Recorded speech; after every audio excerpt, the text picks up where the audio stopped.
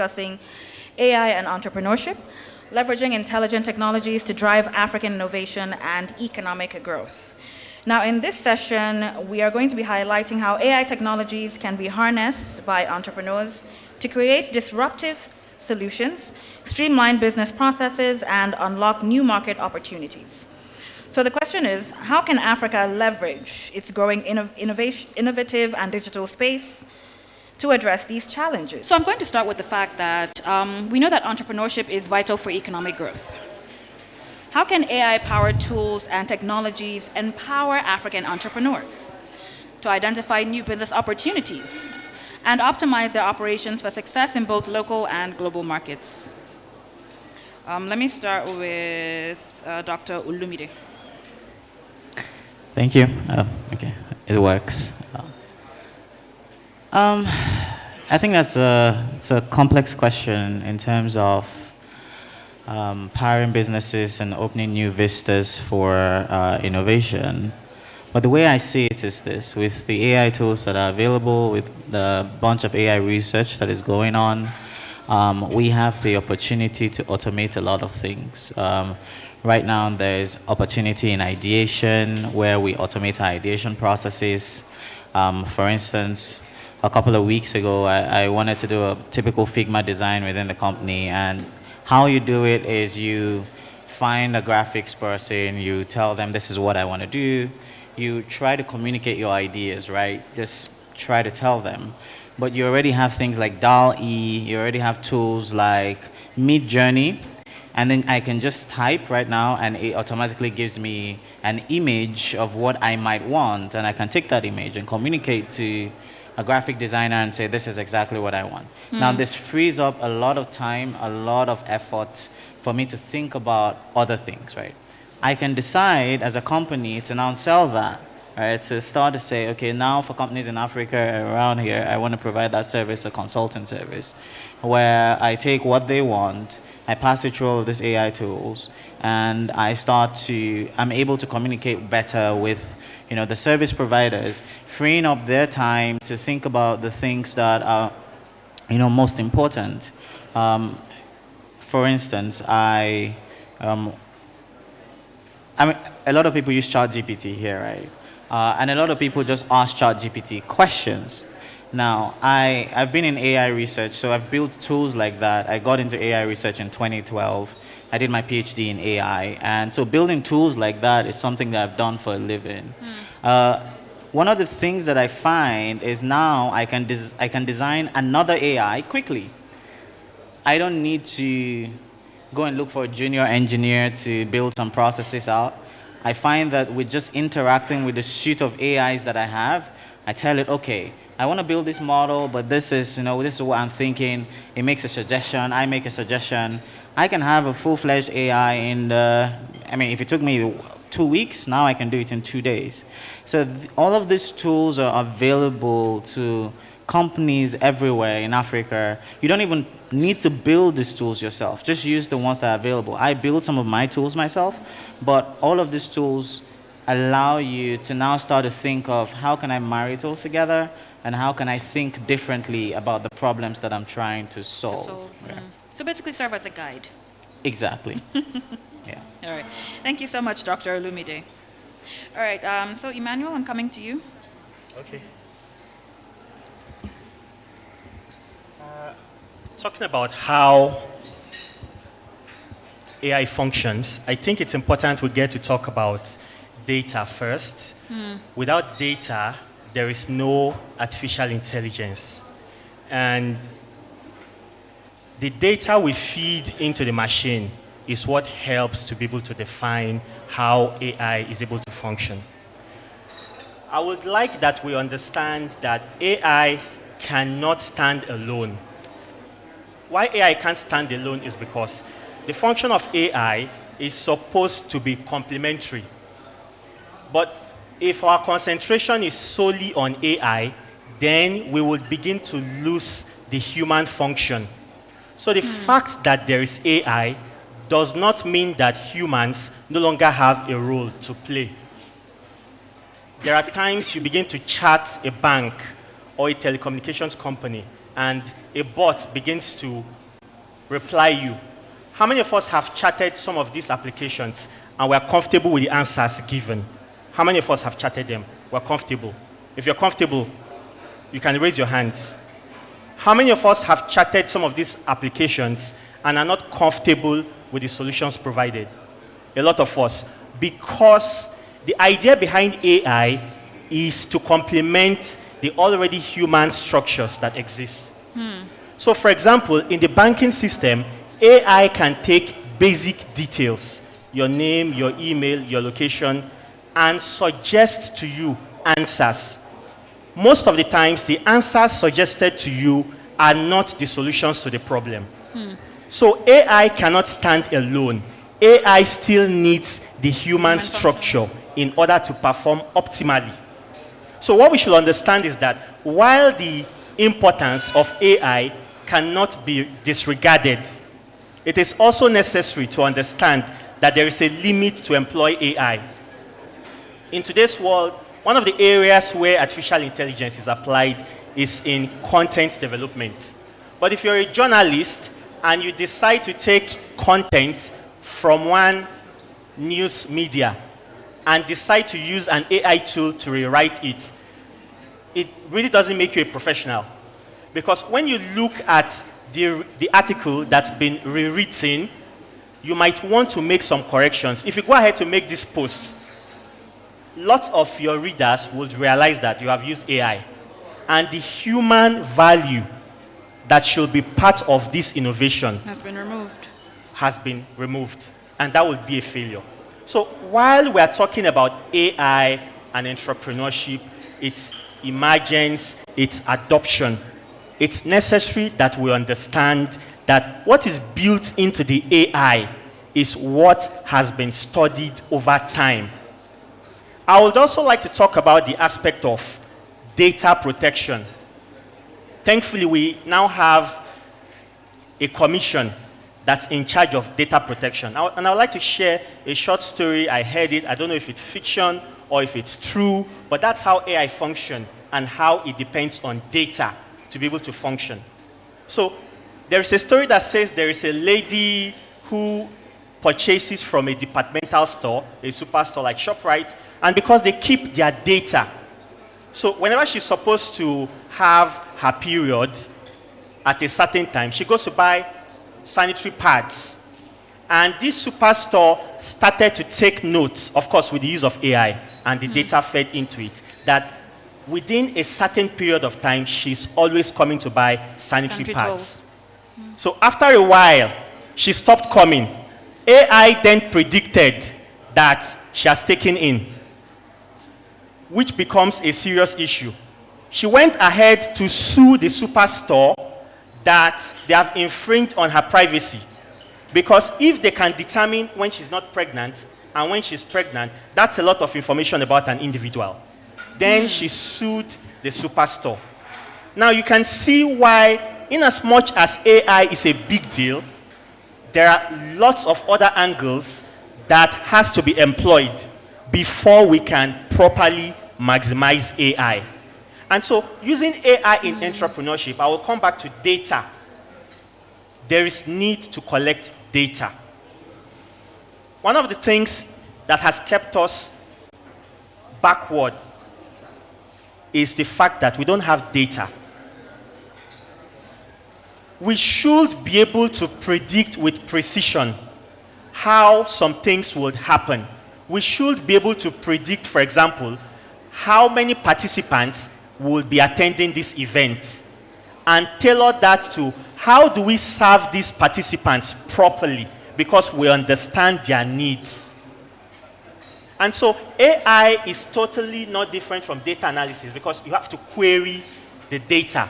It is the queries that has been generated from the data that is fed into the AI to be able to make predictions. So I believe as the conversation keeps going, we would be able to dissect and understand how AI can be properly implemented. We also have to understand that there are some limitations to the use of AI and adoption in the country. We do not have stable internet. It's quite difficult. So do we have the infrastructure, that can enable AI. Now, don't get me wrong, AI is the next frontier, but we're not yet done with data.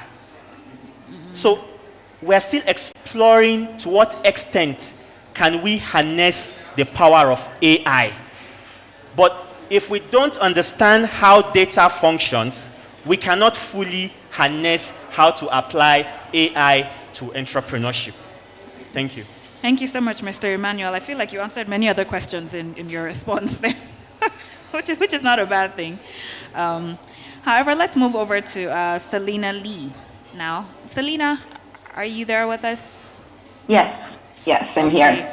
Awesome. So we had Mr. Emmanuel share a number of things in response to that particular question, and one being the lack of adequate data in Africa, in actuality, to push some of these things that we're trying to push when it comes to identifying new business opportunities and optimizing their operations in the local as well as global markets. So what would you add to that?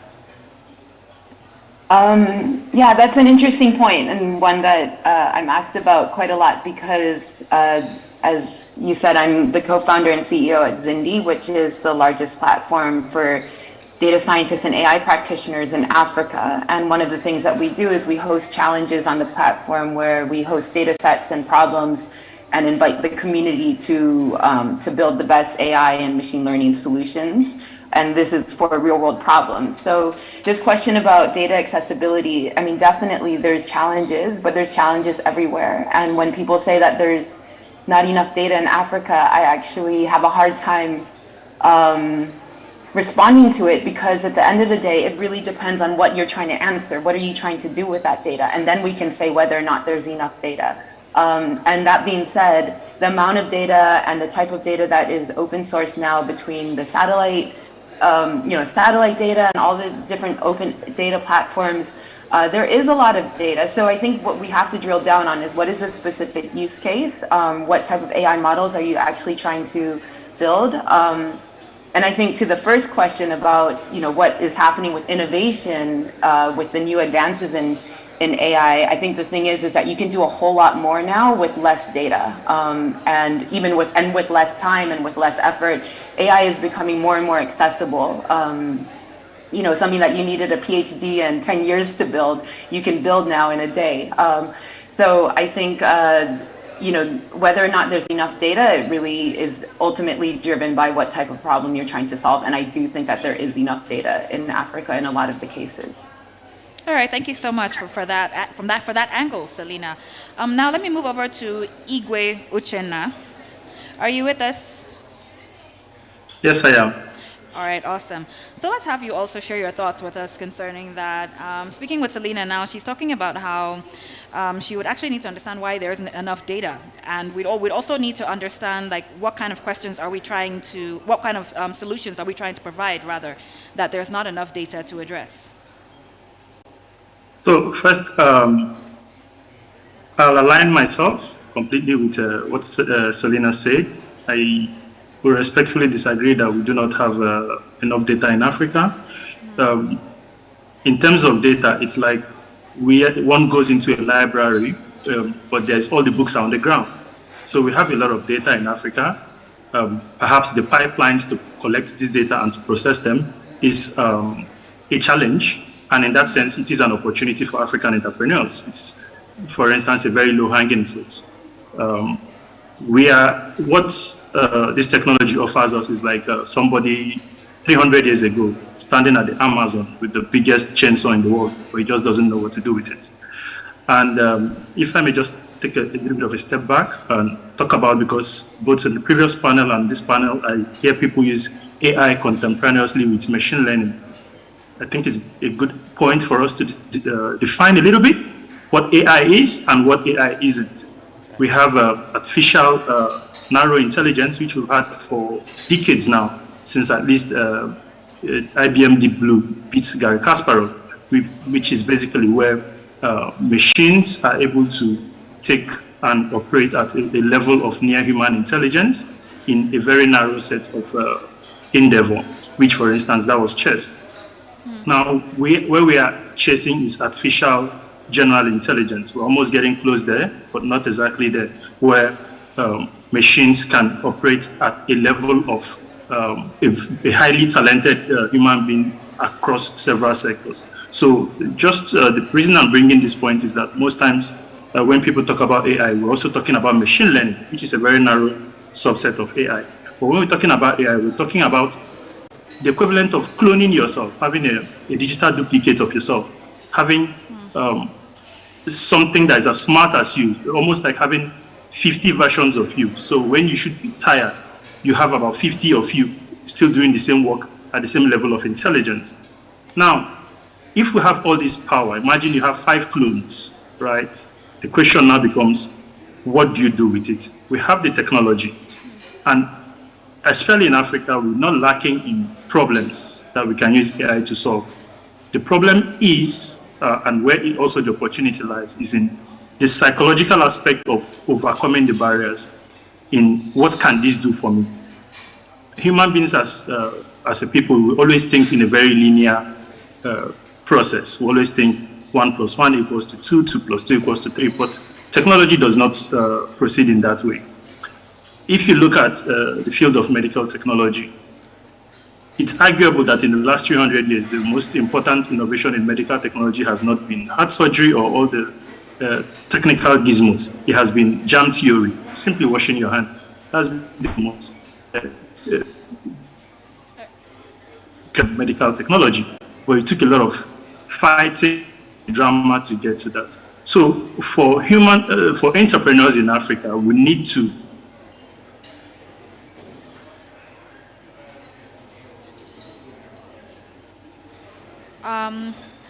Thank you so much, Mr. Igwe. Unfortunately, he's breaking up. We do hope we can get him back on for further discussion. However, speaking of something that he said before he went off, it was that Africa is not lacking in problems to solve. And one of such problems would be the issue of funding. Access to funding is a common challenge for startups. So how can AI-driven platforms such as crowdfunding or AI-powered investment analysis assist entrepreneurs in securing funding and making informed financial decisions? I believe we'll go to Mr. Oladimeji now. Mr. Oladimeji, are you with us?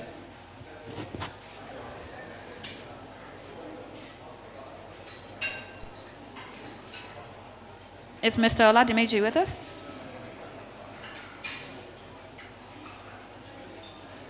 Okay, so it seems like we're having a bit of technical difficulty now. So let me come down to you, my panelists here on stage. Let me start with you, Dr. Olumide. Access to funding for startups. So it's twofold. In February this year, I was in Silicon Valley. I worked off of Silicon Valley doing consulting there for a month. And the issue of funding came up, right? Funding for companies that are doing AI, funding for people building AI products, right? I have a different opinion. The opinion is that there is funding. There's a lot of it. Venture capital people in Silicon Valley are preparing to invest over $500 billion in AI companies just in 2024. That's to tell you that they understand that that is where everyone is going to. They understand that, you know, this is the future. But then there are barriers that you have to scale to get this funding. A lot of times the funding for companies that are investing in this sort of technology comes from, you know, being AI first. There's something that happens now in the venture capital world where people say, is your company AI first? And what does that mean? Do you offer a product that incorporates machine learning, deep learning, in a way that you're no longer building a product, you're building an ecosystem? I give an example. Let us say that I am a company and I produce can openers, right? That's what I do. It's a very simple product. Can openers, you open a bottle of Coke, you open anything, and, you know, that's it. But an AI-first company would think about the problem differently. If I'm an AI-first company or a machine learning-first company, what I would do is for every can opener that I sell, I'd put a very small camera in there. Now that camera is able to activate when I open the can and take a picture of the cork, right? Now what happens is that in the next 1 year, I have the largest data set in the world of different can covers. So I can now sell that to manufacturing, I can now sell that to industry, I now have multiple streams of income by just thinking about my problem, not just, I just want a product that opens, bottles, but now I've thought about it in a way that how can I create a product that is able to generate data that can now create multiple streams of income and multiple products. You take that can opener, you take that to Silicon Valley, you take that to venture capital, they'll give you money. Nobody would ask you any questions, honestly. But the thing is your product AI first? This is how venture capital is starting to think about products, because they're not looking at products that are relevant in 2023. Everybody's thinking to 2028, 2029, 2030. And if your product at that point does not have machine learning in it, where it is able to learn from the data it generates to make itself better, they're like, why should we invest in something where you have to manually make it better? Why don't we go invest in something that can make itself better as you go in time? So for these kinds of companies, there is funding. So it is really how you build. And I really wanted to go back to the difference between AI, machine learning, deep learning. There's a whole difference, honestly. When it comes to deep learning, you're thinking in terms of distributions, right? You're thinking, when you talk of AI, there are different kinds of algorithms, genetic algorithms, which is trying to model animals, machine learning. When we're doing machine learning, there's a whole lot of problems. And then we came to deep learning, which is where we are now, and that's why we're able to have things like ChatGPT. This is where we have that technology, right? So are you building a company in that sense where you're incorporating this? If you are, then there's money. A venture capital in Nigeria wanted to invest in a firm. And right now, they came to my firm. They said, okay, since you guys know about AI, can you go and evaluate that product and tell us if they're truly doing AI? We went there, we spoke to the CEO and everybody in the company, and we realized that they weren't truly doing AI. They weren't truly doing machine learning, which is a problem with a lot of companies. A lot of companies say, oh, we're doing AI, but what they're just doing is parametric modeling. It's not AI. And the venture capital was like, oh, no, we're not going to invest. Not because the product wasn't good, but because they don't just see how that product can transcend a product into an ecosystem. If you take a product that can transcend itself into an ecosystem, there's funding. If you don't have that product, I think it is time that we refine our thinking. In Spotify, where I worked, that we had a mantra. How many of us know the app Spotify? It's a music app. And now, internally, we tell ourselves we are not a music company. We sell AI products. And the reason people use our products is if you come listen to a song today, tomorrow, I'm able to give you a similar song that you might like. And then you just keep coming and coming and coming. And it is not about the songs anymore. It is that we've been able to model the distribution of behavior of thousands of people and then millions of people, and we can tell you what kind of songs you can listen to. So, and I don't like to talk too much, but in short, if you are building a product that can transcend into an ecosystem because it's AI first, and you can't find funding, send me an email. Maybe you're not talking to the right people. Okay, I'll definitely send you an email. I'm not sure what for, but I will send an email. Speaking of AI first, and of course, refining our thinking, scaling up a business is a significant milestone. So how can AI-driven data analytics and market insights support entrepreneurs in identifying growth opportunities, expanding their customer base, and enhancing their product or service offerings? I'm going to come to Mr. Emmanuel with that question. Just repeat the question. Are you okay? Or do I give you this microphone? Repeat the question. Sorry? Okay. Scaling up a business is a significant milestone. This is not working. Okay. Try this, please. Okay. So how can AI-driven data analytics and market insights support entrepreneurs? How can it? How can AI-driven data analytics and market insights support entrepreneurs in identifying growth opportunities, expanding their customer base, and enhancing their product or service offerings? Okay, how can AI help to grow in business and expand and scale and all of that? So I will talk about something we're probably familiar with. How many of us are familiar with Canva? How many of us are familiar with Canva? Okay, we're all familiar with Canva because Canva gives graphic design that ordinarily a person would have to learn to become a professional. But Canva has deployed ChatGPT as well to enable people who have no technical knowledge to be able to design visuals that can be used on their social media to promote their organizations. So talking about how we can adopt these tools are already existing. It's only for us to use them. And it's simple enough just to type exactly what we want. And by typing what we want, Canva designs a flyer for you, for example.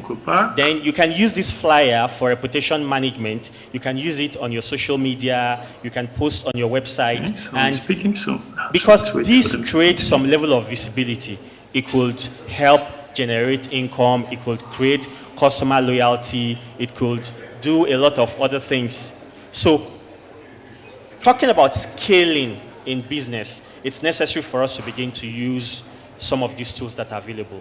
I've already talked about the article rewriters. There are AI tools that helps us to write content. There are contents that you just have a faint idea. You can type this into the AI tool, and it then gives you a full content, 700 numbered content, 1,500 numbered content. Then you have something to go. So, but like I said, we need to look at adopting this AI from the point of a data analyst or a data scientist. Because being a data scientist means that the data you have can be used to make predictions.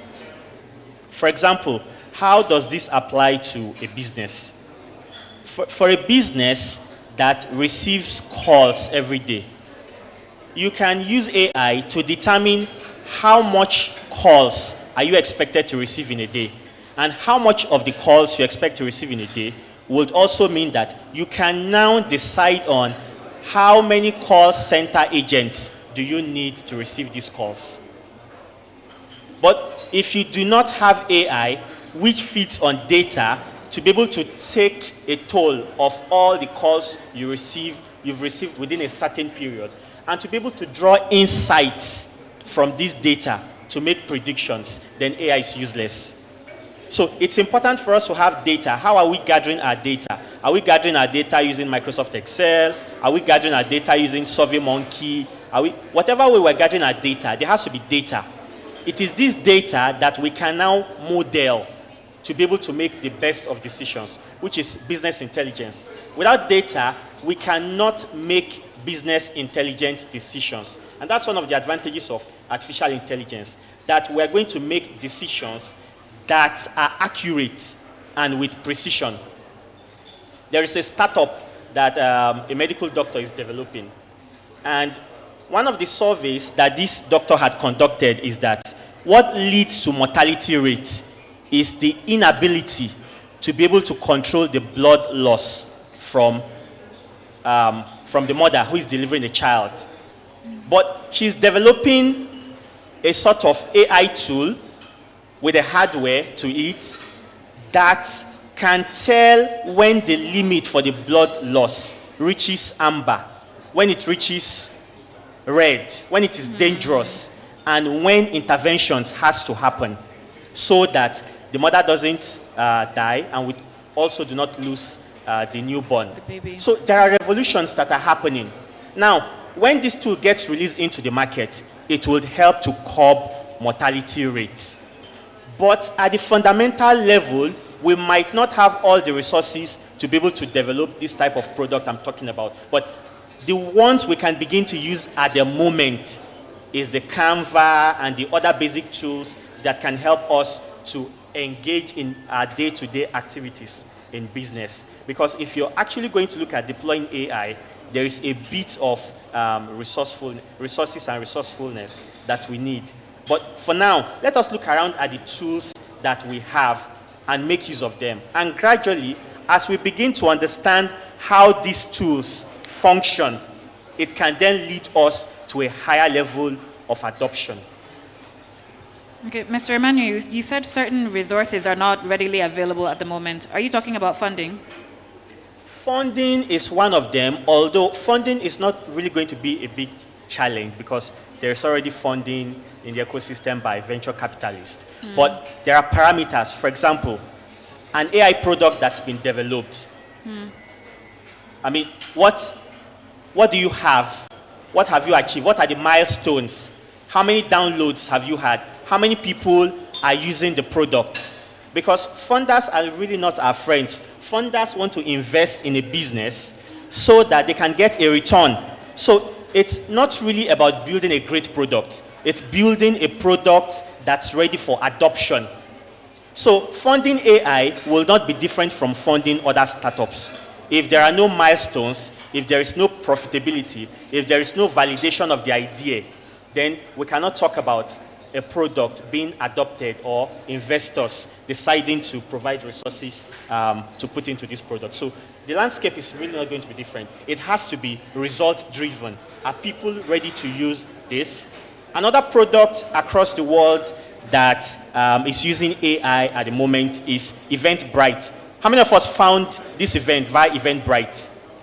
How many of us found this event via Eventbrite? So right now, you can create your events using AI. Eventbrite has also adopted AI that you do not really need to type all the necessary information for your event. You can set up an event on Eventbrite using AI. So these are the common tools that we can begin to adopt to make business and our lives easier with the help of AI. All right, thank you so much, Mr. Emmanuel. It appears my virtual panelists are back on. So let me go to Selena with this question. Now, I don't believe you heard it, but hi, Selena.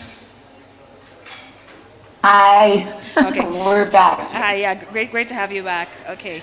So we're talking about scaling up a business being a milestone. And my question was, how can AI-driven data analytics and market insights support entrepreneurs in identifying growth opportunities, expanding their customer base, and enhancing their product or service offerings?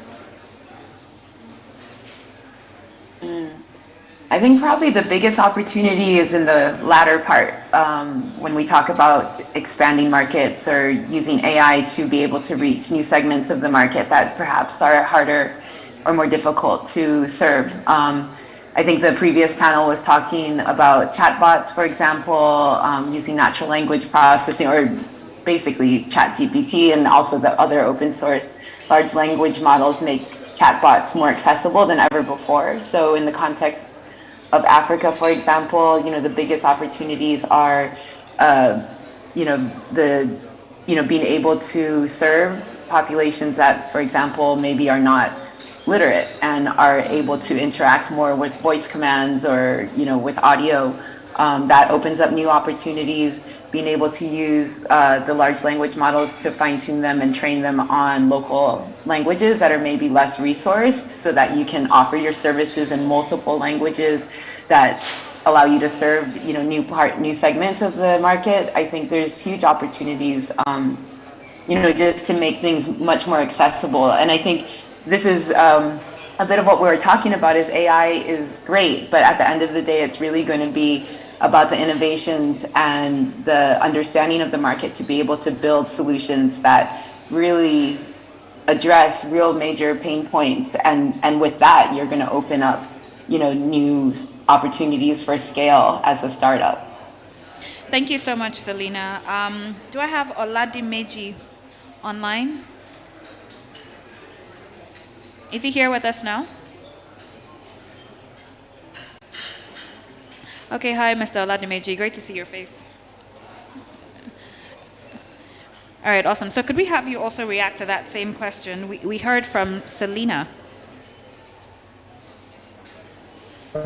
Okay, thank you so much. Finally, my name is Oladimeji Makide.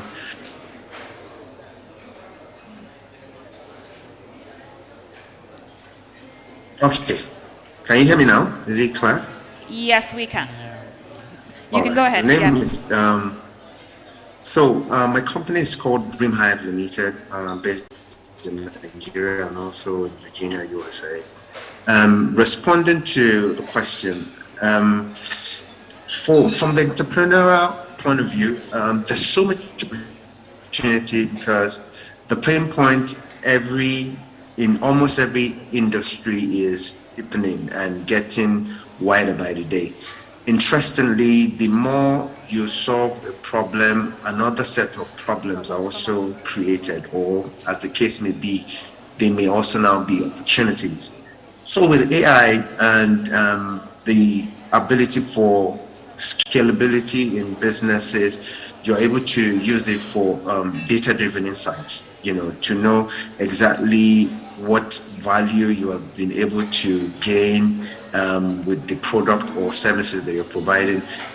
You can also use it for efficient resource management, to know at what point do you need to restock, at what point do you need to put in more to your products and services, because it gives you real-time feedback as it understands the inefficiency and is able to also predict things as the case may be.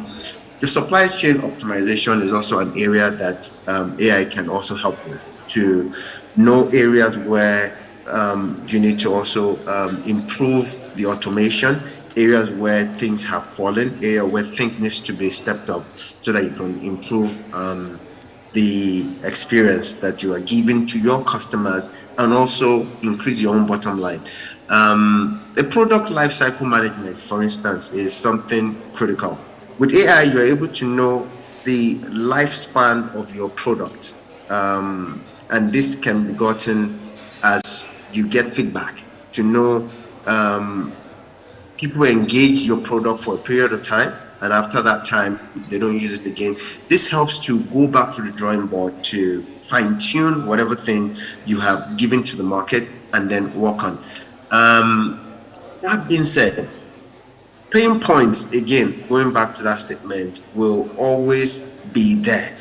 The guy that solved the problem today has created another problem for another person. AI, and with the use of AI, we're able to assess these things and know how to unlock better values in those spaces. So, not sure. The role of AI in many ways and the place of entrepreneurs, I think if they are well, if the handshake is there will be continuous value unlocking every time, and then we'll have a better economy, better Africa, as the case may be. All right, thank you so much for that, Mr. Oladimeji. And I'm glad you mentioned the area of supply chain management. So my next question is, what opportunities exist for AI in improving supply chain management, logistics, and distribution networks, particularly in industries crucial to Africa's growth? Okay, am I to take that question? Yes, that's for you as well. All right, thank you so much for that. First and foremost, we understand that AI is what takes knowledge, takes data, and works with it. And that being said, the amount of knowledge and the amount of data we feed the AI with is what will determine the predictions and the suggestion it will give for supply chain optimization. The essence of all of this, bottom line of everything we're doing, is to ensure that things are done, automation are done, results are gotten at a cheaper price and at a faster rate. That's the whole essence of AI. That's the whole essence of technology. That's the whole essence of advancement in things. Now, when it comes to the supply chain optimization and management, for Africa in particular, I think one of the things that must be done is to know the problem we're trying to solve, know the market that needs what we have to solve, and then know how to get the solution to the right people. Beyond getting it to the right people, it's also important to know how to continue the business. So it's not just that we solve the problem at once and then we cannot do better with it. The opportunities that lie in the supply chain ecosystem is enormous, because every producer wants to reach more people. Every producer wants to have better engagement with the customers. That being said, the opportunities therefore are open to many young Africans to come up with solutions to ensure that these things are done better. For instance, case in point, Uber Eats. Problems were solved there. The restaurant produces food. What is important to the restaurant is that people eat the food rightly. People can get the food at the right time they need it. AI is able to develop solution, be that conduit, that connection between the food supplier, as the case may be, between the restaurant and the person that is going to eat. Go back again, talking about food. The farmer is part of the stakeholder in this equation. The supermarket is part of the stakeholder in this equation. The restaurant, and then the person that is eating. And beyond this, an AI can also be there to, an AI solution can also be there to give customer feedback. That way, every other person can scale up and deliver better services in their own area of service delivery. So opportunities are so enormous.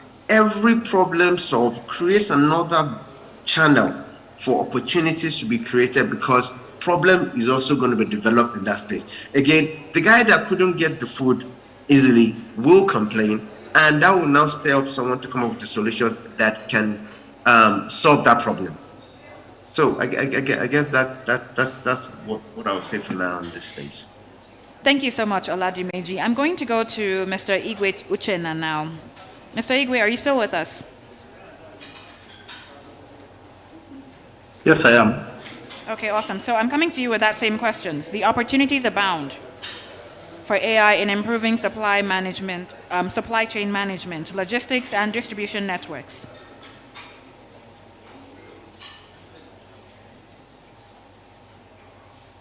Okay.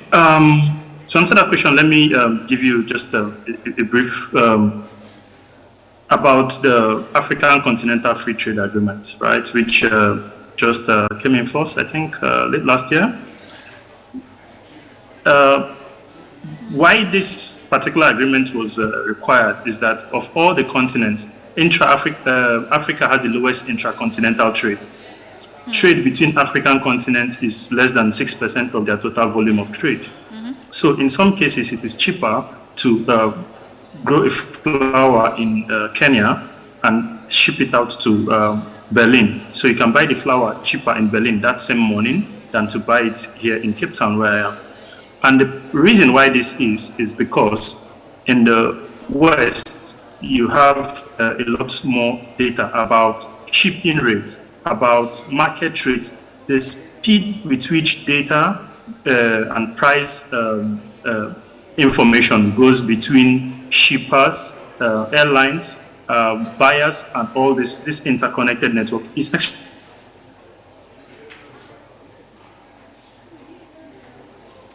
Okay, so it would appear we lost Mr. Igwe once again. So let me come down here to my on-stage panelists. So Dr. Olumide, would you like to give a response to that question? Sorry, can you repeat the question?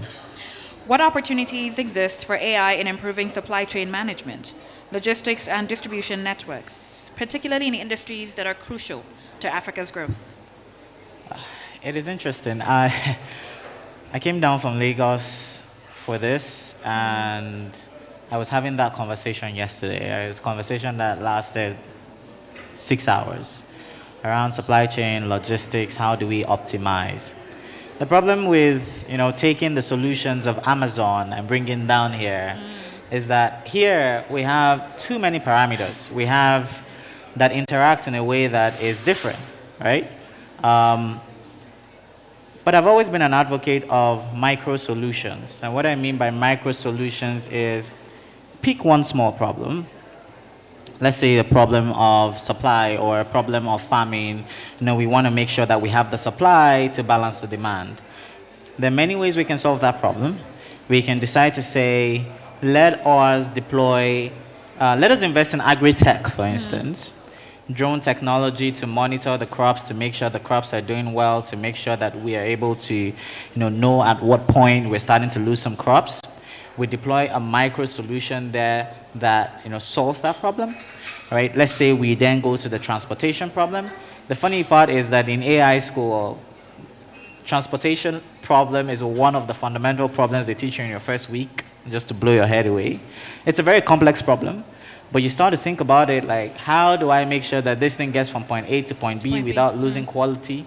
You start to think about, there are many parameters, maybe air variation, the produce. Some of these problems, you don't even need AI. And that's the thing. I feel like we should get to the point where we break it down into very small parts. We essentially find the ones that AI would help us. I think that AI is very good in agriculture. I think in transportation, we would benefit not from AI, but from another field of mathematics called optimization, trying to model all the parameters in there. Logistics, I think that logistics would benefit if we break that down into, logistics is very complex, maybe storage. Then we can start to think about, there's a part of it where AI is relevant. Then we say, okay, demand distribution. How do we understand demand distribution? Oh, we realize that no matter what, there's always 70 people. So we could use things in machine learning called unsupervised learning. And then we understand that in Abuja, for instance, no matter what, there are 60 people who would always want perfume on this day. We don't know why. There's an interesting problem that they were trying to solve at Amazon. A friend of mine was on this, and it was mind-blowing. But then sorry, I talk a lot in mathematics, I'm a nerd. But there's a difference between causation and causality, but let's not get into that. Amazon realized that there's this particular movie. The more people watched that movie, the more shoes they sold. So making that correlation for them was not easy. But then when they made that correlation, they're like, okay, maybe it's a Christmas movie. The more Christmas movies people watch, the more shoes we sell. So let's stock up on shoes in November. Now the thing about it is, and this is why I come back to it, micro problems, we identify the ones that we can use AI to solve. We identify the ones that we don't need AI, and then we just deploy a regular solution. I'm a fan of use AI for only what AI is necessary for, machine learning, and we do that. I'll tell 2 stories, if I have the time, about this whole decomposition into micro problems, right? Now, a lot of people would want to create a chatbot. There is ChatGPT. But in 2013, I had a different problem. My mom was always sending me prayer in the morning, and if I don't reply, it's a problem. So it wasn't about a full-fledged chatbot. So I just needed an AI, that can read my mom's message and either say, "Amen, how are you doing?" That's all I needed. And so I went back and I created that AI, a micro problem in this sense, that was able to solve that for me. But of course, after a year, my mom realized that I wasn't the one who had been saying amen for the last for the last 1 year. It was a chatbot, and she was super unhappy, right? I came back to Nigeria last year, and I had a feeding problem. I didn't know what to eat, and I didn't know how to balance my food. So I went back. I created a chatbot that on Monday it would give me a feeding plan.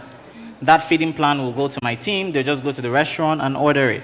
Now, these are micro problems that you can translate back into logistics. These are micro problems you can translate back into supply. The micro problems you can translate into delivery.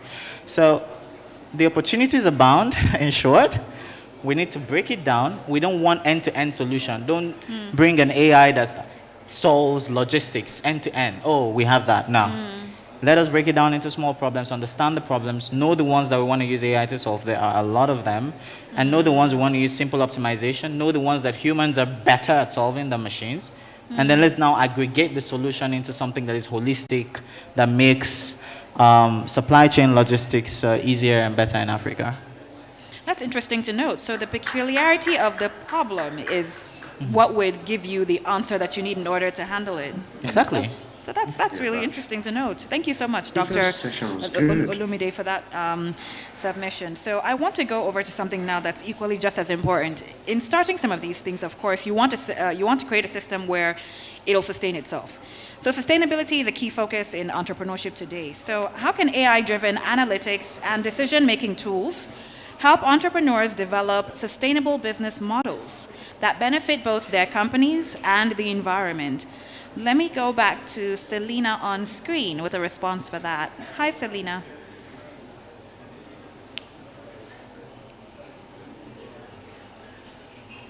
Do we still have Selena with us? Okay, looks like Selena is off. How about, okay, she's back on. Okay, hi, Selena, can you hear us?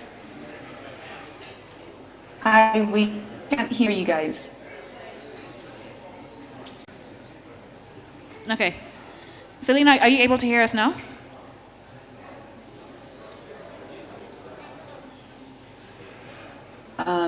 You all are on mute. Okay, Selena says we're on mute. Please, could we look into that? I don't think Selena can hear the question. Is there a question for Selena? Okay. Yeah, it looks The host is muted. it looks like, yeah, the host is muted. Okay, can you hear us now? Okay, yes. Okay, awesome. All right, so my question is on sustainability and it being a key focus in entrepreneurship today. Now, how can AI-driven analytics and decision-making tools help entrepreneurs develop sustainable business models that benefit both their companies and the environment?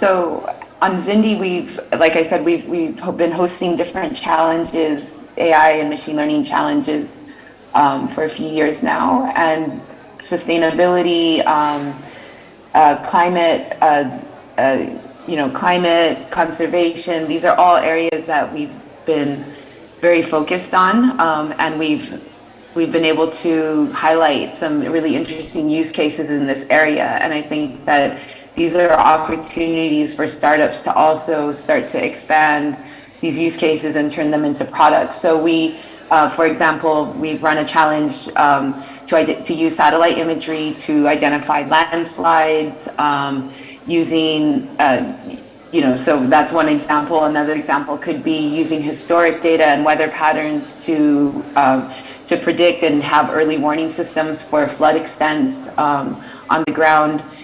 We're looking at another challenge to launch soon on wildfires. So there's so many use cases of AI where you can implement, anything from early warning systems to using, satellite data to even identify what's happening on the ground in a way that's more automated and in real time.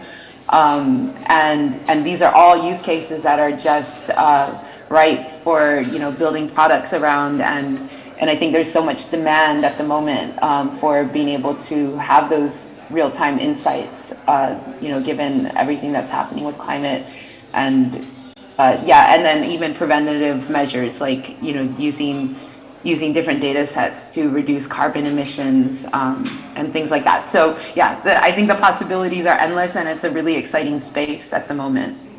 Okay, thank you so much, Selena. Let me come back to Mr. Emmanuel here with me now. So that same question for you. The same question Yes. about Sustainability being key in entrepreneurship today. Okay, talking about how to use artificial intelligence to create sustainability. I like to relate with already existing solutions. How many of us have used AliExpress for mini importation before? Okay. If you have used AliExpress for mini importation, and for example, if I am the one who developed the app, you would realize the moment the vendor boxes your package, you get a message that says your package has been or is ready to Packaged leave. and ready to be sent out. Yes. The moment it's on board, you also get another message. Now, that is one of the benefits of using AI. It helps to save time because records over time has helped us to predict that from the moment you order, a day after, the bot or the AI tool can give a message a day after. It can be programmed to say, we realize that the moment a person makes an order, a day after, the order has been put together to be on board. So 24 hours after you have made an order, the AI tool can be programmed because we have observed over time that after 24 hours, your good is ready to leave. Then when it's on board, assume that in another 48 hours, what you have ordered is on board. You get another message that says, this is on board. And if you have used one of our own brands, if you've used GIG Logistics, how many of us have used GIG Logistics? You will notice they use a similar pattern because they have observed how they process their supply chain from one point to the other. And I think the GIG Logistics themselves, they've won the best logistics company in Nigeria over time. And this is because they are able to deploy AI based on the data they have observed. So they know that when you decide to push your item from one location to the other, in 24 or 48 hours, your item leaves. They let you know your item has left. When it gets to the destination, they also inform you. Now, that's not a human being performing that function. It's because all they are doing has been observed over time through data analytics. Then they decide to take this data observed from their operations and impute it into an AI system that begins to give this information at regular intervals. The only time where you have human intervention is when the product should have gotten to you. Then it doesn't get to you. That's when you get a call. Then they call you, have you received your item and all and all. The codes that are generated are also AI driven. So this way, if we can adopt AI in our business, it definitely can create sustainability. Because by the AI telling me at certain times what happens, it informs me. And so it means you don't need a human to be there to tell. So that saves us costs. So there is no doubt that AI is going to save a lot of costs, it's going to save a lot of time, it's going to limit wastage. Why should you keep 10 customer service officers when AI can handle it? And you probably need just one customer service officer. So one of the reality that we also have to face is the fact that people who do not evolve will lose their jobs. Because there are a new set of skills to be able to use AI. The developers, the people who can understand what the developers are doing, and people who can work side by side with these AI tools to know when there should be a human intervention. So I believe with the adoption of AI and talking about how it saves time, limits wastages, avoids assumption, we definitely can build a business that's sustainable for all. All right, thank you so much, Mr. Emmanuel. I'm glad you touched on the area of training and upskilling. Now, I want to come to Dr. Olumide with this one. Now, what support mechanisms, because you did mention funding earlier on, such as funding, mentorship, and incubation programs are available for AI startups and entrepreneurs in Africa at present? Just a few that you might know of. I think that there could be more, but they exist. Currently, for example, for training AI researchers and AI engineers, we have AI Saturdays. I don't know how many of you have heard about AI Saturdays. Exactly. So a friend of mine, Teju, is working on that in Lagos. I teach there. Okay. I teach there. I think I teach 2 courses. And this is in Nigeria. It's free of charge. It's on Saturday. You don't have to be in Lagos. You can be remotely. And they're training engineers. This is the 8th cohort that is going on right now. And year in, year out, they are churning out people.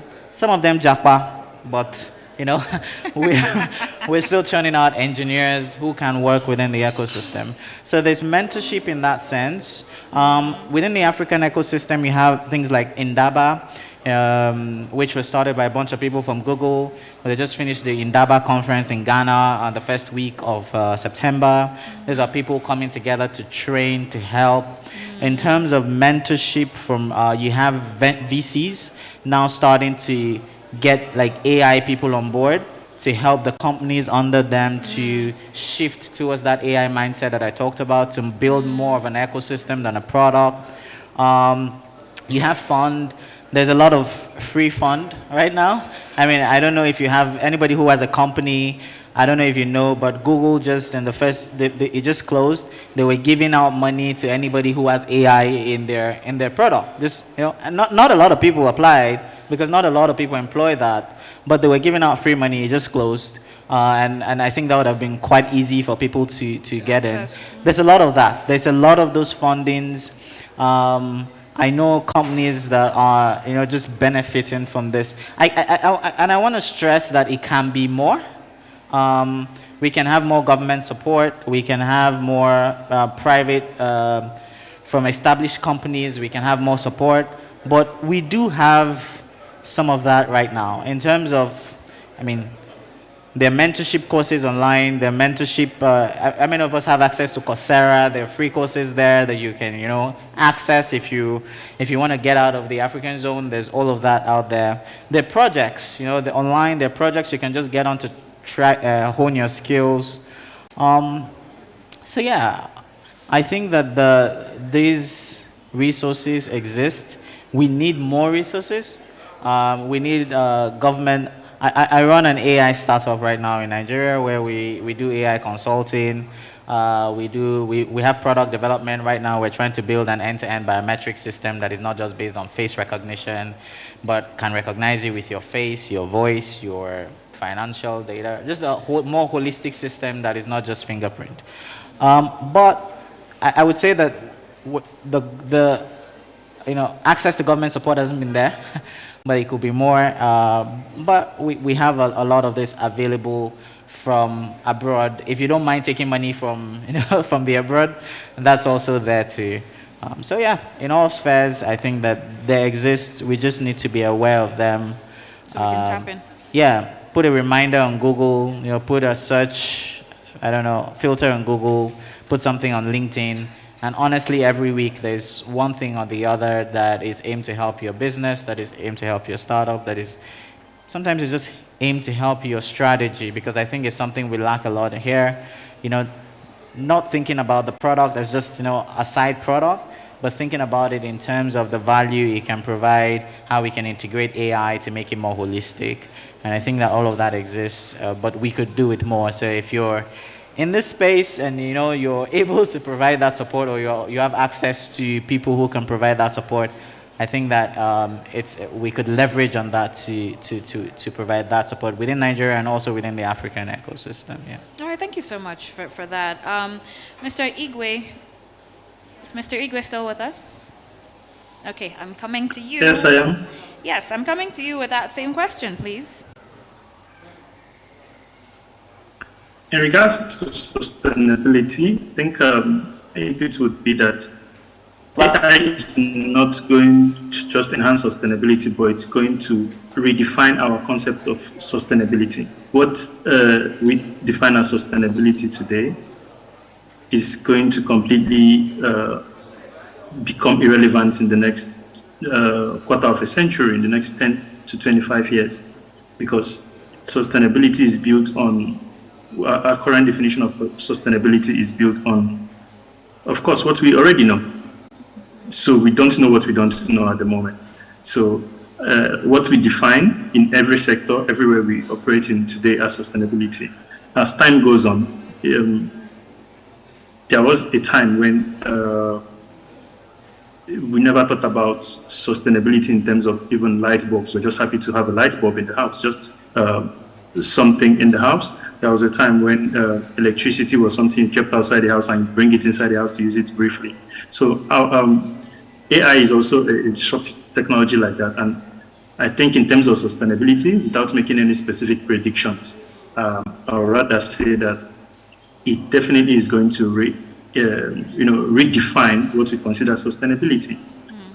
There may come a time when even using a laptop may become seen as an extravagant waste because it consumes power, where AI, maybe an embedded AI in your phone or your watch, can do 3-4 times the work and use maybe holographic lens to present you that same view at a quarter of the power. So I think my contribution in that particular topic would be that our definition of sustainability is definitely going to be redefined by AI. Okay. All right. Thank you so much, Mr. Igwe. Mr. Oladimeji, are you there? Yes, I'm here. Okay, awesome. So I'm going to come to you with this question. Now, what support mechanisms, such as funding, mentorship, and incubation programs, are available for AI startups and entrepreneurs in Africa? Dr. Olumide answered earlier on, and he was able to give us a heads up on some of them. So, what can you add to this? Okay, interesting question, and I think it's also very important that Africans also pay attention to the age we're in right now. We're in a new age where I think it's more of a knowledge-driven age we're in right now, where what someone learned in 4 years can be learned in 4 days or 4 weeks, as the case may be. That being said, people do not want to go through the process of learning the same way classroom has been in the past decades or century, and would rather just want to know how you did it and would pay you for that time in exchange for the knowledge that you're able to give to them. That being said, a lot of information are available right now on the internet that if you commit time to, you will get the step-by-step approach to understanding this thing and fitting into that space. However, I still believe that going about it this way may be a little lopsided in the whole inclusion thing if there is no intentional support by the government on matters like this, where funding is given to research and development in this space, and then how it then trickles down to different layers of the society. And like one of the things that was said in previous session was how we would now have language being simplified and AI enhancing language, enhancing knowledge transfer. That would be a very important thing that is done. For instance, I'm trained as an architect, and as it is, all that I need to see is a drawing. With the drawing, I don't need to be able to speak English to understand the drawing. So long as I understand the drawing, every other part of the team that makes up for the construction team or consulting team all speak the same language, and the language you speak is the drawing. With respect to AI and the African economy, I believe also that the more accessible the language of the next phase is to everybody, the easier it is for knowledge transfer, the easier it is for sustainability, because whether we like it or not, AI will drive the future of every industry, whether we like it or not. The earlier this is seen, the earlier this is accepted, the better for everyone. It is projected that by 2030, from AI, there should be funds and money raised to the point of, I think, about $15 trillion of money will be generated through AI. That being said, I think it is necessary to then reposition to be able to plug into that thing. The channel of plugging in will be defined by how much we know and how much value we are able to unlock in that space. Again, it means therefore that the available funding, the available trainings, especially free ones, the available ones can be leveraged on. Again, I would say you have Coursera, as the initial speaker spoke about. You have the YouTube platform that one can use to get this thing. I was at a conference yesterday, and the company said all they are interested in is training women in cybersecurity. So these are free things. These are available platforms for people to look at and then plug into, and then use knowledge gotten from there to build and unlock value in whatever areas they are interested in. So again, like I said, there is a responsibility from the government to commit to funding research and development in institutions. The moment the government acts on it on that level, the easier it is to have this access move to different stratas of the economy. Okay. Thank you so much, Mr. Oladimeji. He actually answered a part of this question, so I might not need to come back to him for any final thoughts. But I'll start with you, Dr. Olumide, on how governments and regulatory bodies can create an enabling environment for AI-driven entrepreneurship in Africa. That's including policies that encourage innovation while ensuring ethical practices. You did mention collaboration with the government earlier on, so let me start with you. I think first of all, government has to try to understand the nature of AI. It is very complex, I understand. The way I try to explain it, I try to use stories because I feel it's easier. But government has to understand that this is where we're going to, and there's no turning back.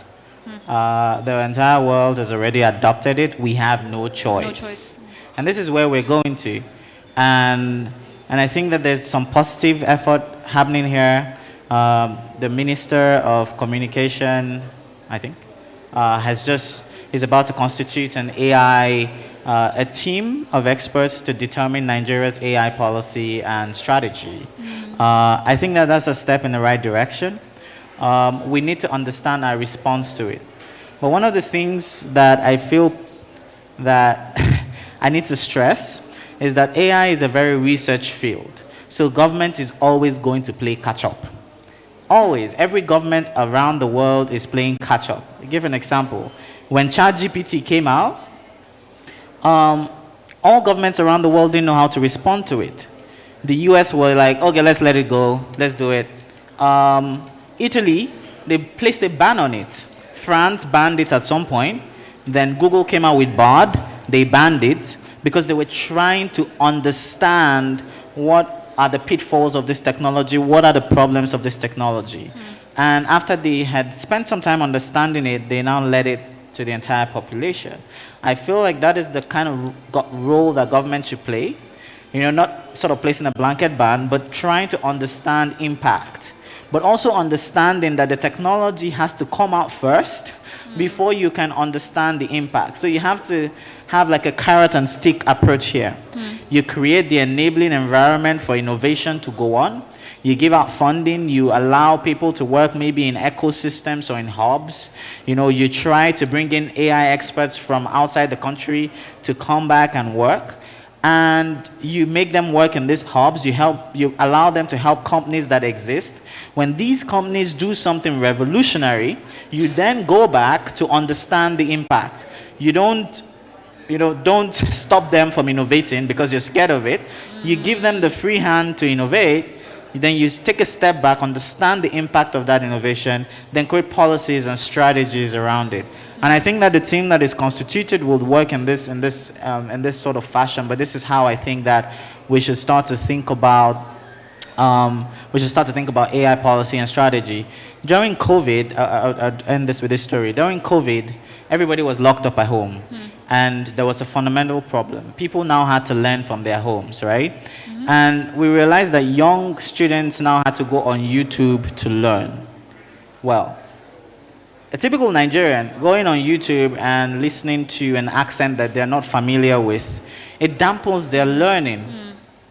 a friend of mine, Tejumade, there was a team of researchers, Nigerians who were not in Nigeria, started working on something called accent transfer. So the person is speaking with an American accent or an Indian accent, but you're hearing a Nigerian accent. Now, that innovation, wasn't deployed or wasn't used. But the thing about it is, I feel like government's role is to understand that impact. That means that kids all over Africa or Nigeria now have access to more materials that they can easily grasp. You come back, you come up with a strategy, and then you work with it. So I think that is it. One more.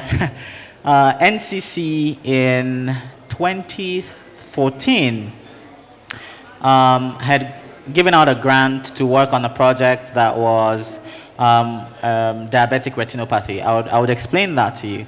So a couple of friends who had come back to Nigeria, were working with Professor Ibinu at the time on this project.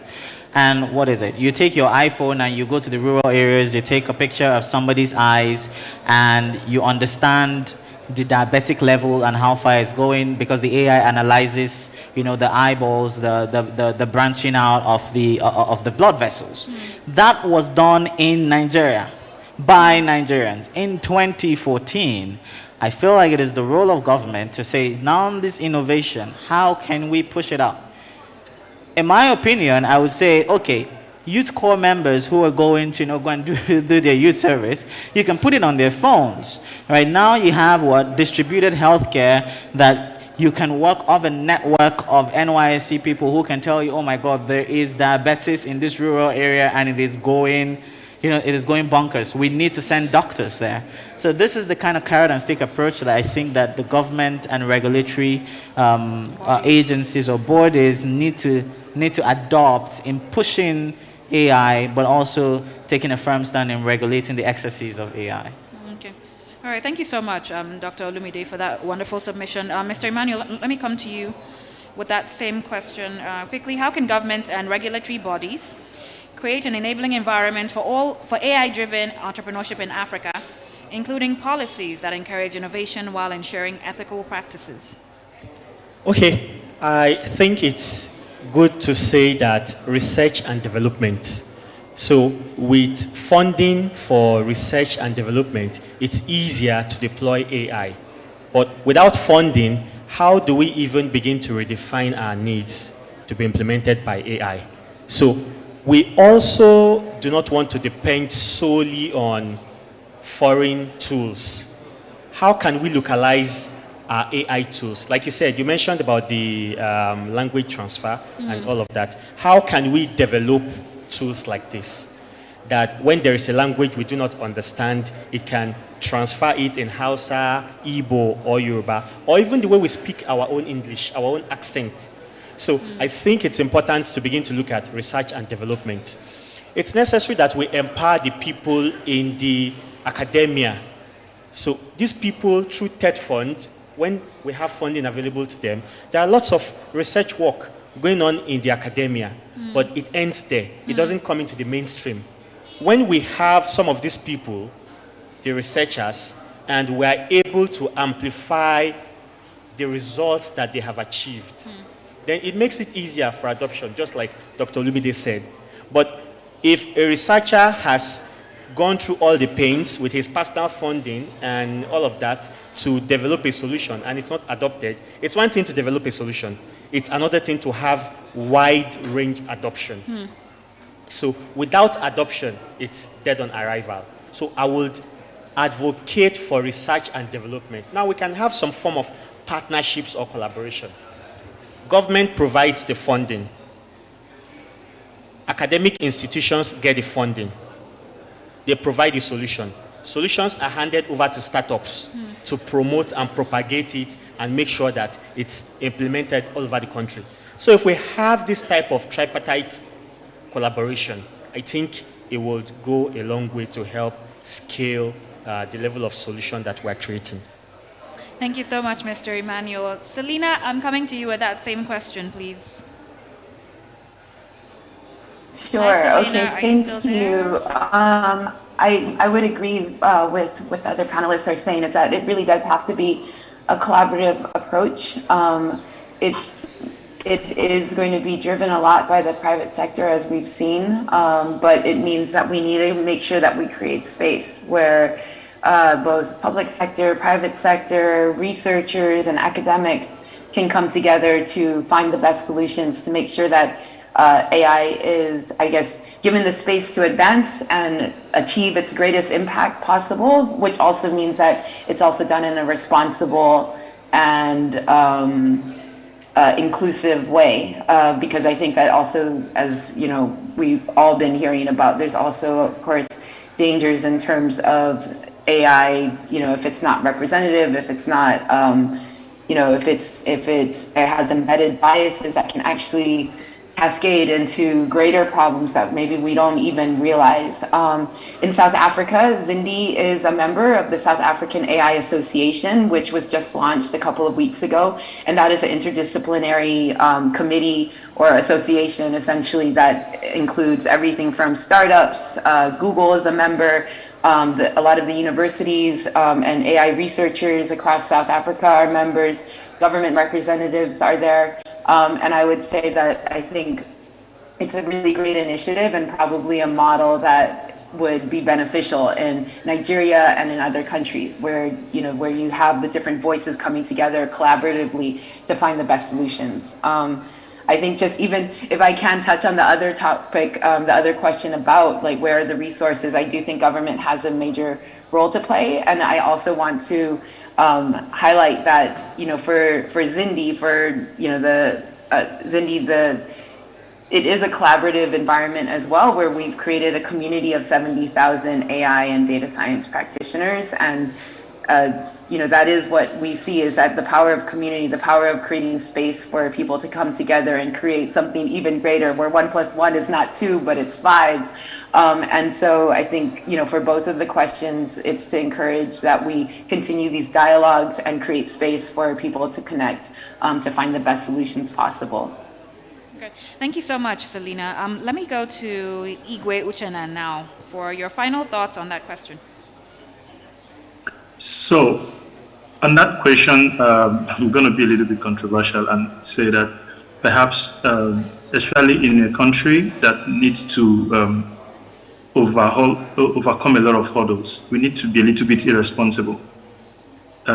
Responsibility may not be the best strategy here, or being reasonable may not be the best strategy here. And I say this, you know, very advisedly. Whenever you see a country that wants to really embrace a new technology, they go all out and they adopt the most radical approaches to embracing that technology, rather than the piecemeal approach, where it's, okay, give some money, give some nice regulations. That may not be the best strategy for Nigeria and for most African countries, because we are a little bit too far behind. So in order to become not just Nigeria, but Nigeria AI as a country, we should perhaps even become a little bit over-enthusiastic, a little bit over-aggressive in adoption of AI. Let me give some examples. And I'll first initially draw an analogy between football and AI. If you look at the UK and most European nations, they do a lot of active discrimination in favor of their citizens and in favor of grassroots approach to developing football and certain sports. That's why they have a disproportionate, you know, strength in the global playing field, so to speak. If you look at a country like Estonia, they embraced e-government so aggressively that they punch way above their weight when it comes to digital governance and electronic, you know, adoption of governance. So in a country like Nigeria and in most African countries, we should adopt aggressive, and again, I use the word very advisedly, even irresponsible adoption of AI, where we say, look, in terms of maybe your final 3 years of secondary school or your final 2 years of university, please, everything you must do must incorporate AI. In some countries and in some universities now, they are actively limiting AI in terms of writing research papers. But that's a little bit of an old approach to thinking about these things. Why don't you tell people, do you know what, write all you want with AI, but then you have to go a step further. That forces researchers who have been recycling knowledge. It's like an open book exam, right? If you've ever written an exam where the lecturer gave you the textbook and said, look, I'm going to ask you questions. When I was in university studying law, those were the exams we hated the most. The ones where the lecturer tells you, here is the textbook. You have the full textbook available to you, and he asks you questions on it. So even in a way of improving our research ability, our research institutions, we should perhaps adopt a counterfactual approach to adoption of AI, where we say, look, in everything we are doing, let's put AI first. So that way, AI becomes infused as a matter of a national culture and national approach to doing things, and just the natural process of doing things will force us and give us an outsized influence in how AI progresses in the world and in Africa. We have a lot of researchers, we have a lot of problems, we have a lot of issues that AI can solve. But if we deal with it in a piecemeal manner, where government gives $1 million here, $2 million here, Microsoft alone puts $10 billion into open AI. The entire budget of the country of Nigeria is perhaps maybe about only 4 times that. We are already not able to compete when it comes to sheer resources deployed. So we have to use where we have an excess advantage, which is institutions, resources, and people. We have to perhaps lean in and say AI first. I give you one last example as to why I'm advocating this.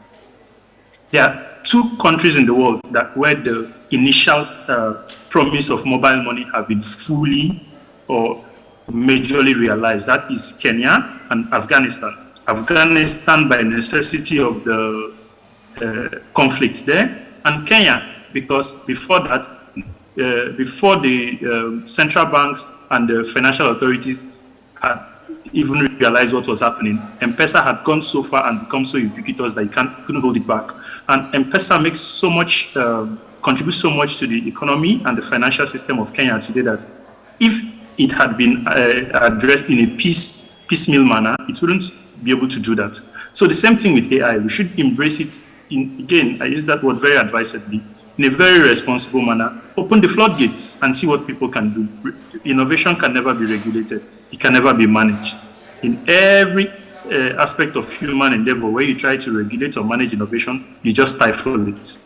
And that's my solution. Thank you so much, Mr. Igwe. I guess in conclusion, we can say that Nigeria should be focusing on the areas where we are strong, where we are powerful, instead of focusing on the areas where we are weak. And we'll be looking forward to the emerging trends and potential game changers in the intersection of AI and entrepreneurship in Africa. Before we come to a close, is it possible for us to take a few questions from the audience? Can we take a few questions from the audience?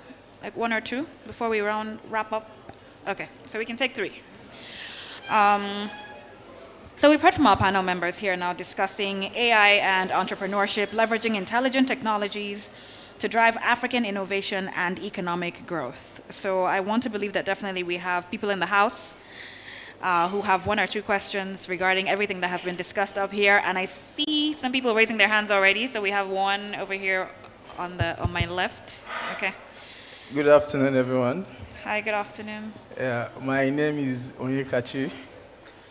Okay, so reacting to the last speaker, Mr. Igwe, he talks passionately about AI, and Mr. Ichoro and what's his name, Olumide.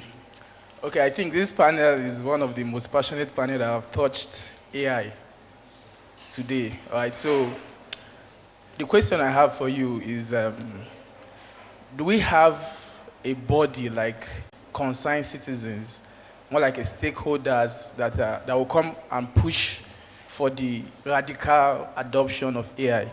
I understand that NIDA is forming a committee to look into AI, But like most of the emerging technologies that have passed through Nigeria, you understand that in a way, government try to strangle innovation, probably because they do not understand it. And we will not want to leave AI solely to the government because they would not even understand it. They won't even appropriate the budget for it to even learn about it or whatever it is. So coming from what you guys have said, you sound so much, you are very much educated in this part and you've gone this part. Is there a coalition of people like yourself that can even stand up to the government? Because if they go in and bring out a regulation that you see it and you know that this regulation is will totally strangle the adoption of AI in Nigeria, do we have a body that can stand up to them, not to fight them, but to educate them and let them know a path that they can take to make it better? That's my question. Thank you. Second question.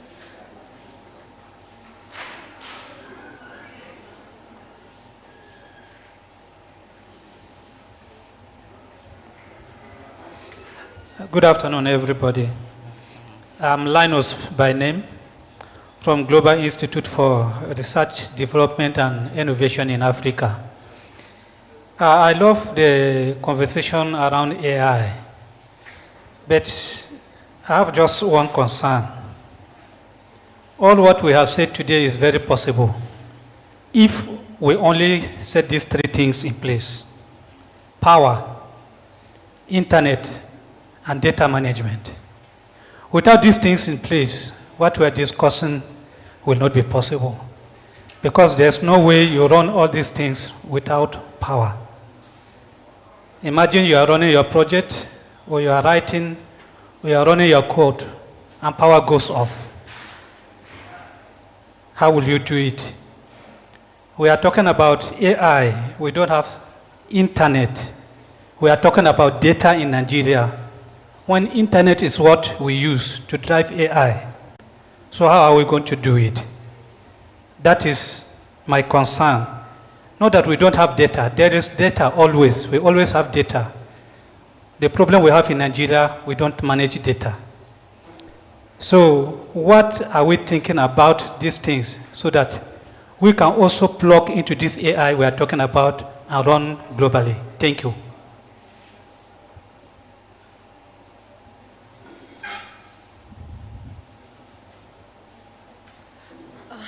Good day, everyone. So I just have two questions. As a business lady, or as an entrepreneur, I would like to ask, how can I use AI to recommend next steps to my customers based on predictions about what they are most likely to want? And how can I also use AI to predict outcomes by understanding what my customers and employees are trying to do using past results to project the future? Sorry to say, saying entrepreneur is quite broad. So I provide tailoring services, and I just want to know, how can I use AI to answer these questions I just asked? Thank you.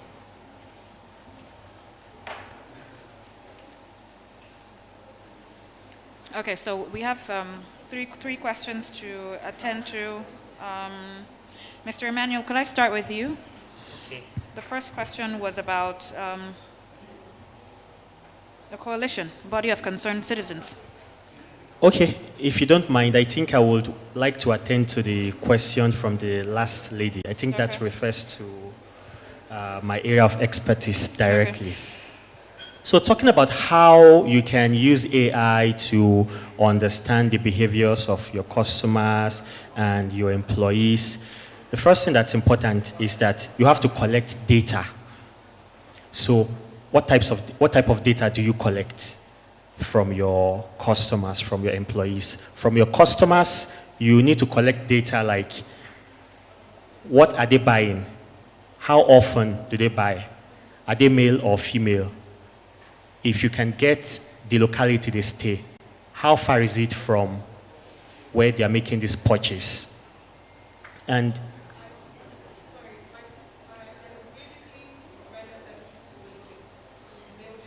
to the male gender. Okay.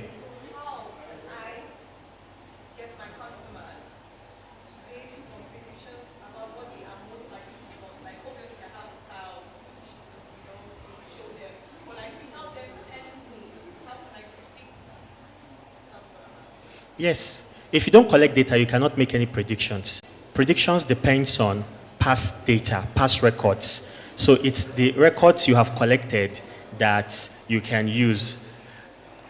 I can use a tool, for example, like SPSS or Excel or Python to predict your sales for the past 6 months and determine how much you will make in a particular month. I can also predict the people who will most likely come back to make a second purchase. I can predict people who will no longer come back to make a purchase because you are gathering data. So where do they come from? What's their income level? How often do they buy from you? What days of the week do they buy? What months do they buy? So all of this, what's their skin color? Are they fair? Are they dark-skinned? All of these details gathered over time. When I begin to deploy some of these tools like Excel, SPSS, Python, I can draw insights from a repertoire of all the data you have gathered and use this data to begin to make decisions. So one of the insights I might get is majority of these male figures, they like senator wears. Then you want to begin to display designs to them when they come and ask them if they're interested in it. So that way you are beginning to do business intelligently. You are not showing them what they don't want. You are showing them what your data tells you they would most likely buy. At the same time, because there is a test called exponential smoothing, that could tell me how much of a price they're willing to pay. I don't want to get into all the tools because they're quite technical. So I know how much they're willing to pay specifically. I know the least amount they would like to pay, and I know the highest they would like to pay. That now informs me about what to charge them. Some of them can tell you you overcharge.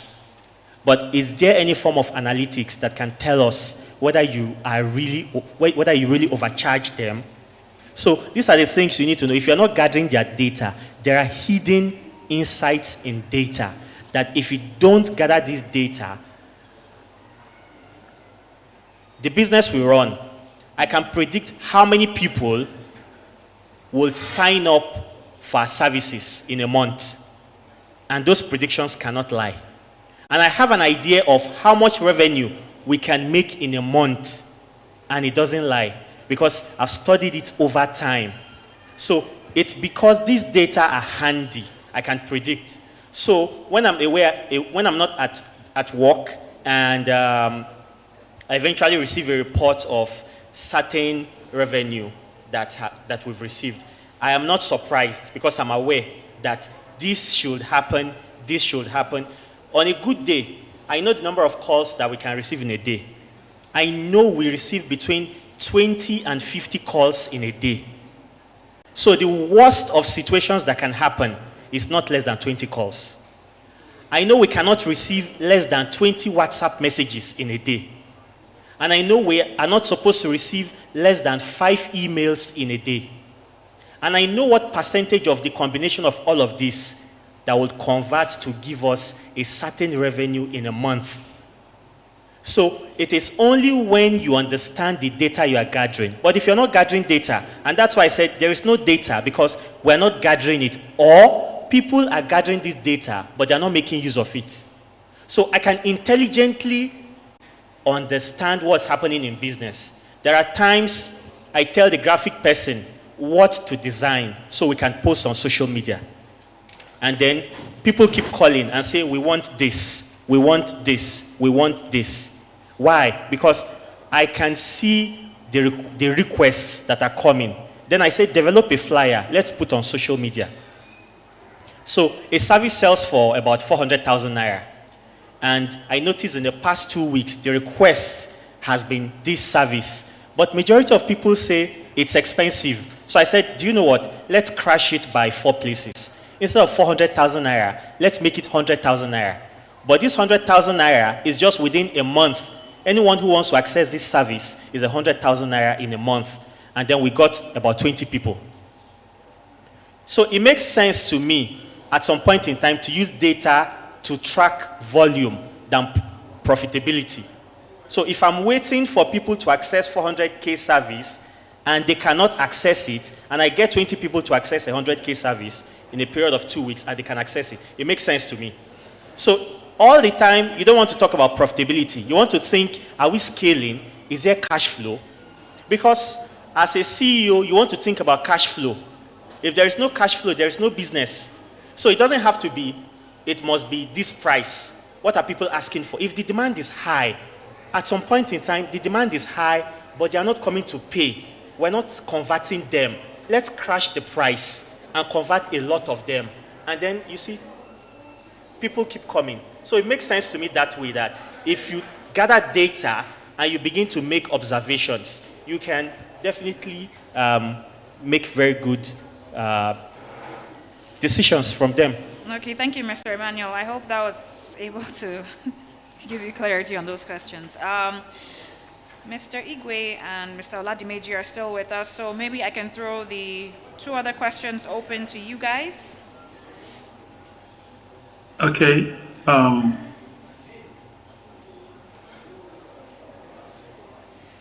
If I may. Yes, please go ahead, Mr. Igwe. If I may just go back a little bit to the question Mr. Emmanuel answered before I go to the other questions. What he said is perfectly all right and in order.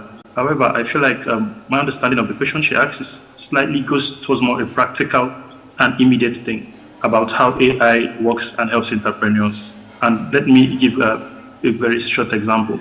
I know that as a business person, she has data, but she probably doesn't know that she has it in a manner that AI can help her with. There is no serious-minded business person. Since you're in the tailoring business, you keep a record of, including from the minute when you take the measurement of the clothes the person is wearing, you have the number of the clients, and you already know, just looking at the data you've collected already, that this is a male or a female. You have all those, and you have the dates you collected this order, you have the dates that the person paid, you have the dates they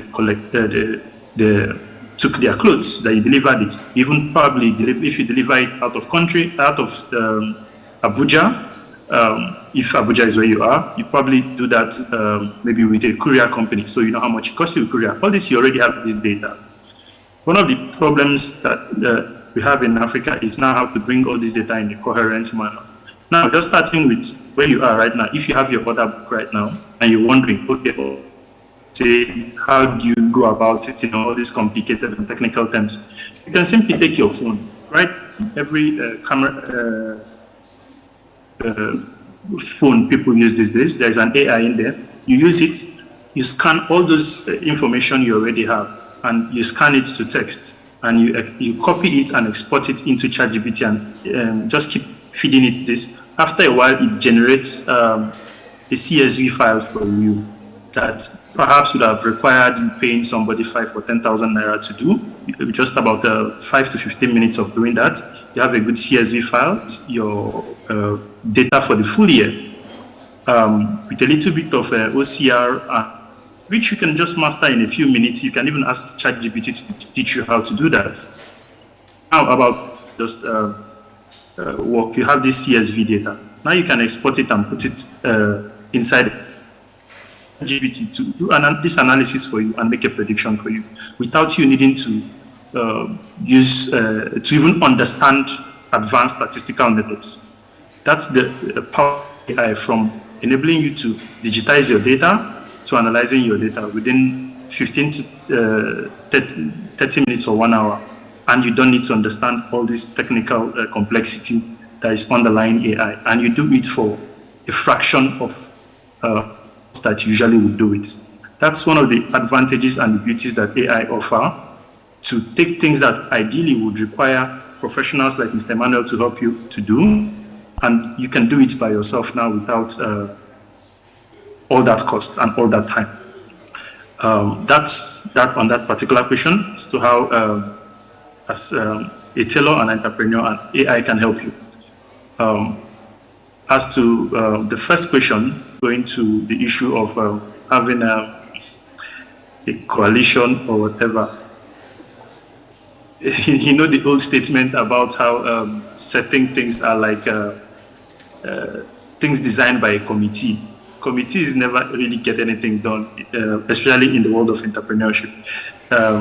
There is this old story about Eric Schmidt when he became CEO of Google, then became Alphabet, and now he's one of the people advising governments around the world on AI adoption. When he came to Google from his previous non-tech role, he had this idea that things should be done the way it was always done in that other place. So when they found a problem and said, let's do, this is a very big problem in our organization, Google, in our tech. And he said, okay, let's have a meeting tomorrow morning. So he spoke to Larry and Sergey and said, oh, we're going to have a meeting tomorrow with the engineering team, and we're going to find a way to solve this issue. And those ones said, okay, that's fine. And he left the office. So they took the technical description of that problem and posted it on the wall while they were leaving the office. And at 4 a.m. that same night, somebody had already emailed and pushed a solution to that problem for them. So this analogy I'm giving applies to this question of trying to, or asking whether it's possible to have a coalition. People who are passionate always build the best products, always find a way, always find a solution. Only thing that committees do is to get in their way. If you're interested in AI, you don't need anybody to, you literally can use all the AI tools today, mostly for free. Mostly for free. There's always a free layer, a free tier. There is even more open source data AI than there is closed data. Llama 2, which Facebook just released about a month ago, was trained on more parameters than perhaps any other AI there, or perhaps just the one OpenAI has behind their the system. But it tells you that open source, in terms of knowledge gathering, in terms of data gathering, is free for everybody. Any government that is waiting for people to tell them or to come and have a coalition or to have a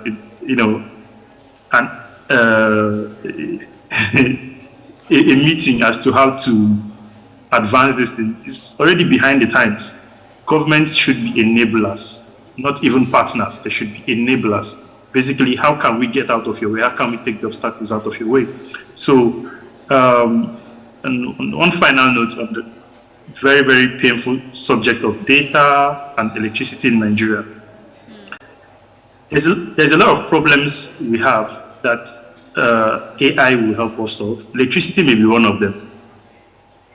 A lot of the technical issues that perhaps affect electricity, including even the delivery systems for electricity and all those things. We hope that just like we were able to leapfrog 2 generations of mobile of telephony to get to mobile telephones and all that, we also believe that perhaps in areas of electricity, data, and those things, that innovative approaches should be driven by this technology and get us out of it.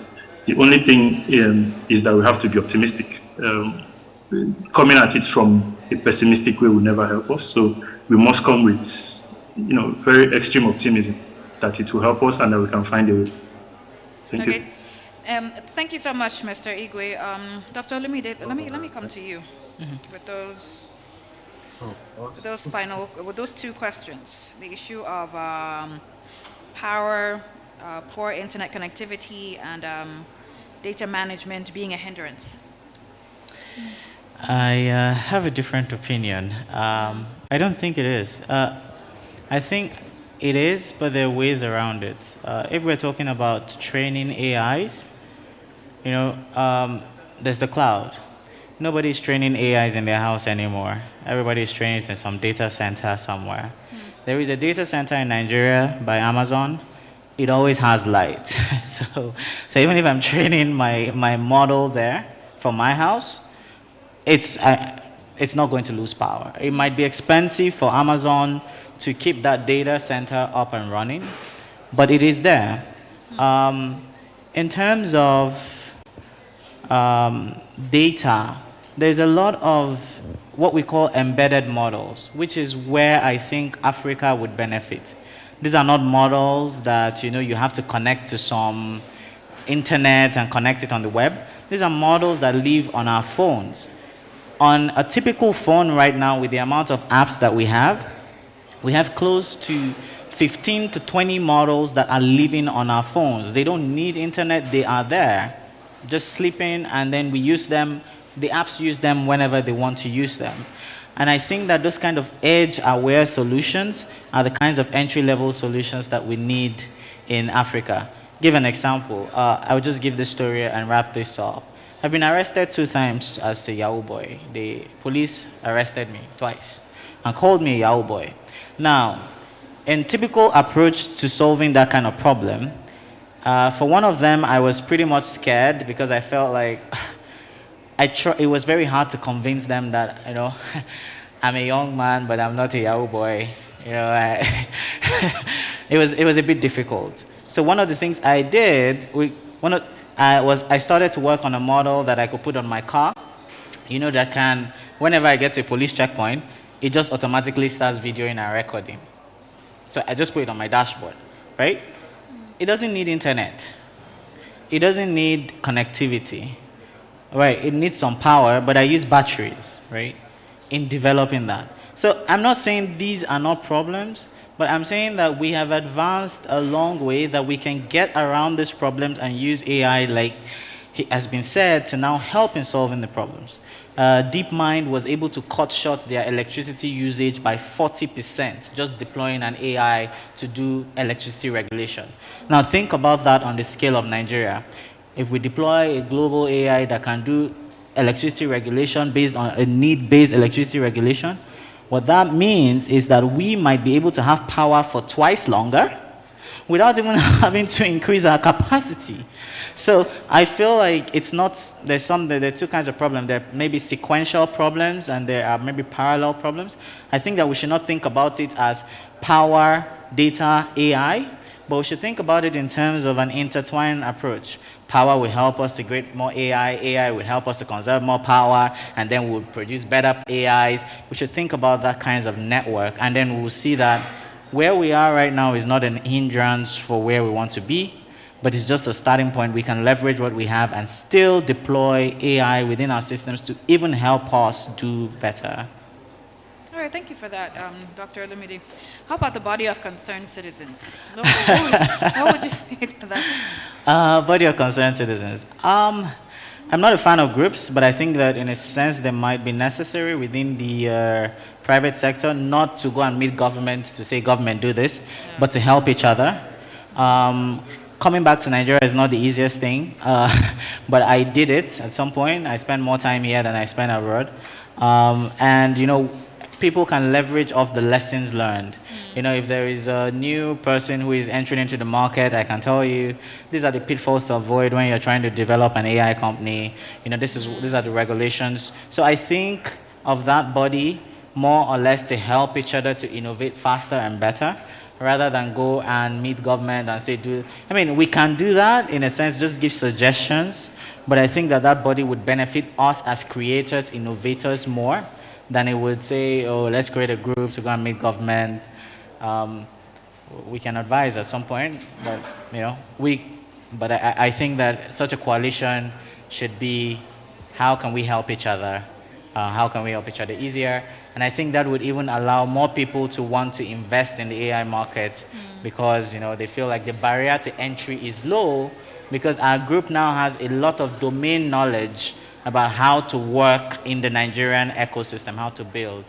I think that a lot of people are doing that. Every month I'm in Lagos for what they call AI House. It's a bunch of CEOs who are building AI products. They come together once every month, sometimes to rant about their problems, but everybody gathers, we buy food, And it's a lot of people now. I think they're close to 20 people now. And that is ongoing, and everybody helps each other, try to say, okay, this is what you should do, this is how you solve your problem. So, yeah. So that's an AI safe space. Yeah, All exactly. Right. Is Mr. Oladimeji still with us? Yes, I am here with you. Okay, awesome. Thank you so much. We have not been ignoring you. So I'm going to come to you with the submission on the fact that poor internet connectivity and data management might be a stumbling block to what we're trying to actualize in Africa. What are your thoughts on that? I think I really agree with the. As a matter of fact, IFC, from one of the reports they gave, said Africa and the Middle East should be able to improve power efficiency by introducing AI to manage the grids.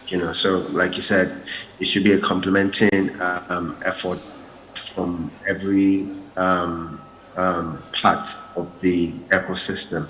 So again, whether there is power or no power, development will still happen. However, good and stable power will further enhance the power. He said something profound there, that if there was better efficiency, we'll probably then have maybe 2 times the power we're using now. Because again, you see there's lots of wastage in many ways that has affected the distribution and the access to this.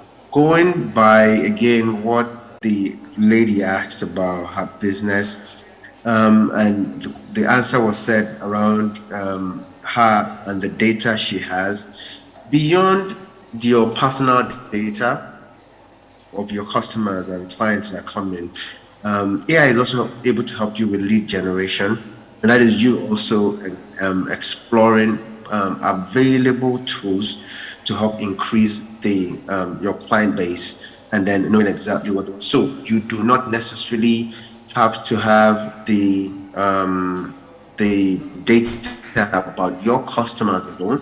You're able to access data from other customers, knowing exactly what the appetite of your potential, and this works with every other business, knowing what the appetite of your customers are, and then being able to fashion a solution that attracts the right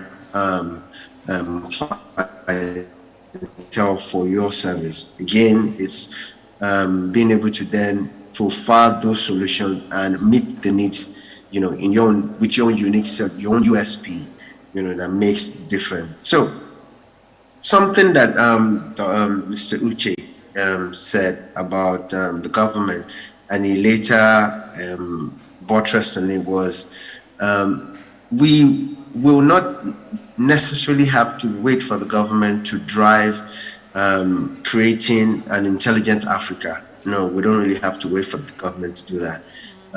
However, the government is going to be responsible for policies that can either make or mar the drive of AI in the African continent, and then how many things the government is putting in place to support the elements that make the continent economically viable and grow. Is very key, from the health sector.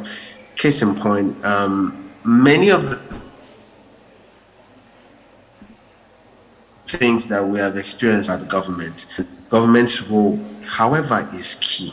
Sensitization can come from government to the people, and sensitization can also come from the people to the government, And this, I believe, will be areas where solution can be created. Maybe more indeed companies and firms coming up with conferences and that invites major decision makers in the government to be there to sensitize them.